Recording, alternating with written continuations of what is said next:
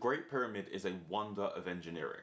It consists of 2.3 million individual blocks, and it's estimated that the smallest of those blocks, around 2.5 tons, would have needed 8 workers to move it. Now the larger ones weighed up to 16 tons, and they would have required 45 people to move. Now it's thought that the construction took between 20 and 30 years, laying one block every 2.5 minutes, 24 hours a day, every day of the year. So how did they do it? Well, on the face of it, it sounds like some intense slave work went into building the Great Pyramid. But as you'll see by the end of this video, that's no more than a myth. So let's get into the workforce behind this magnificent project. Okay, so the first thing to note is that they were organized into 2 groups: primary workers and temporary workers. At any one time, there'd be around 4,000 primary workers, and these would essentially be the laborers, working in quarries, hauling the blocks, everything you think of when it comes to any kind of construction project. Interestingly though, the temporary workers made up a much larger proportion of the workforce. Anywhere up to 20,000 people would have been on hand to provide everything that the primary workers needed. They'd be building things like the tools and the ramps, although this in itself is an interesting point that I'll come back to in a bit. So I mentioned in the intro that this would have been a non-stop project in order to fit the timescale of 20 to 30 years. But it's actually thought that the majority of the work would have been carried out during just a 3-month window of the year during the Nile's flood season, making the movement of the blocks much easier, although there is said to have been a smaller crew working on the project throughout the year. Now this is one element that doesn't really add up to me unless the construction took way longer than we believe. The mass graves that were located near the pyramid show people who were clearly labourers. Their vertebrae were compressed and their bodies showed signs of arthritis, with joints being completely destroyed in some cases. And just to debunk the whole slave thing, it was actually a myth started by the ancient Greek philosopher Herodotus. But over the last few decades, thousands of simple brick and stone graves have been unearthed containing the remains of the workers. Now I do have my own personal reservations about disturbing anybody's final resting place, but that is probably a conversation for another day. What is clear though is that these workers were respected and revered. Their treatment in death was almost an acknowledgement and an appreciation of their hard labour. They were even immortalised in the form of small statues, which today are kept in a nearby storeroom in Giza. And that's not to mention the more lavish tombs of the overseers, almost like supervisors on the ground. Now let's take a closer look at the pyramids themselves. The incredible precision that went into building them, from being aligned with true north to their alignment with the Orion constellation. There's no doubt that whichever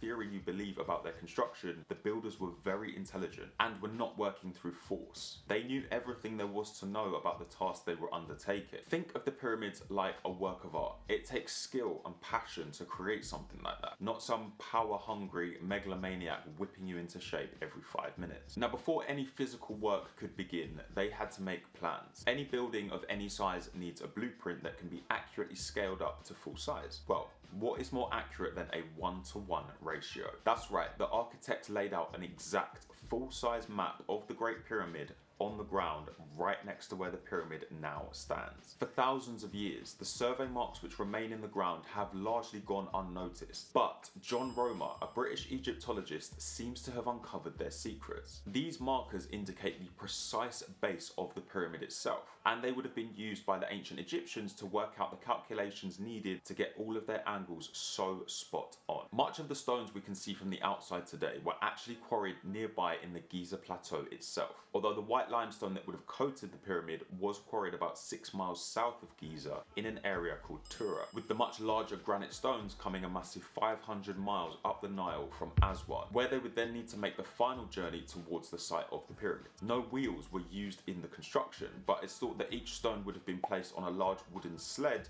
and hauled in the direction of the construction site. Now to achieve this, the workers would wet the sand ahead of the sled to provide an easier surface to pull across. So we know how the blocks got onto the construction site, but how did they become blocks in the first place? It looks like they were cut with such precision, and considering they only had copper tools available to them at the time, surely they couldn't have managed this. Copper is, after all, a very soft metal. Well, it turns out that all it takes is a bit of sand used as an abrasive and the copper goes straight through the limestone. And it's fair to say they had a decent amount of sand available. So now let's look at theories of how the workforce actually managed to put all these blocks together and create this? Well, one theory that I've covered and dismissed fairly quickly in other videos is ramps. One straight ramp leading to the top of the pyramid is just physically impossible, and it would take up more material than the pyramid itself. Then there's the idea of a spiral ramp along the outside of the pyramid. Well, this wouldn't work either. The angle of the slope of the pyramid just wouldn't support a ramp of this kind. But one thing that may have possibly worked is an inset ramp. Now, this looks very much like the spiral ramp I was just talking about, except it's not an additional element like a scaffolding would be.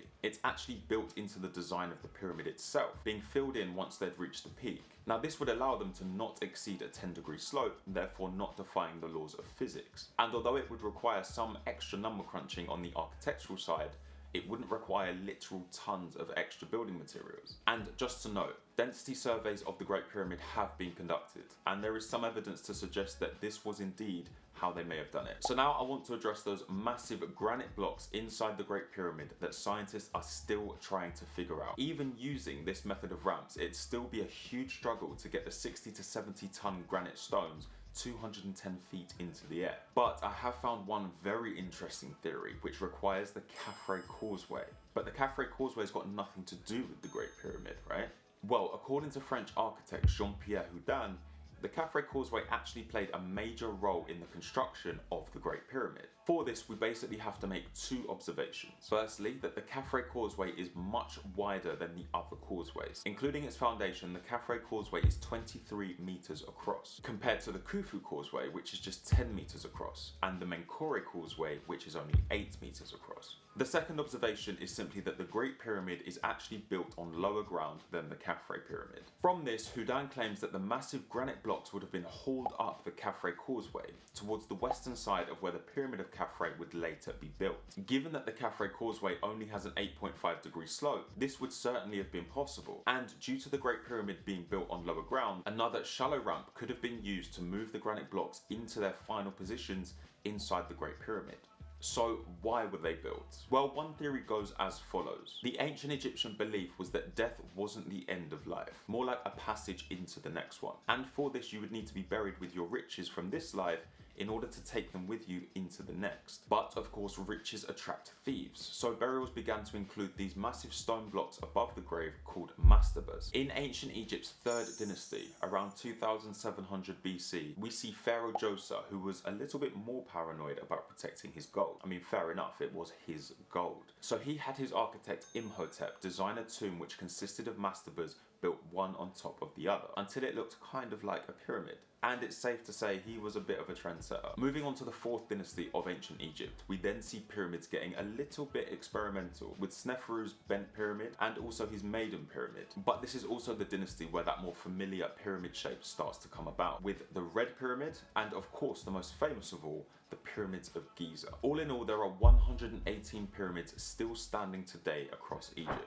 By the way, there is a lot of evidence to say that the pyramids aren't tombs at all, so stay tuned to this channel for a compelling theory about how they were actually intended to be power plants, generating electricity for all of Egypt. And for all the amazing work the ancient Egyptians put into these projects, how were they paid? Well, according to the Smithsonian, the people who worked on the pyramids were paid in beer, around 4 or 5 liters of the stuff every day. So not only was the ancient Egyptian workforce made up of strong, talented and intelligent builders, they were also probably quite drunk for a lot of the time. Now that's impressive. If you've enjoyed this video and you want to see some other theories about how the pyramids were built, then you can click on the playlist right here, and I'll see you there.